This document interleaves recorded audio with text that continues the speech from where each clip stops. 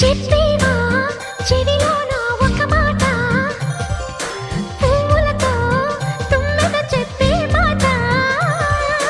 నీ చిరునవ్వు సాక్షిగా తాజ్ మహల్ నాదట, నీ పెదవంచు సాక్షిగా షాజహాను నేనట. నీ తీయని ప్రేమకి నా పెదవే నజరానా, నీ పైటకి నేనిక బానిసనే నెరజాడా.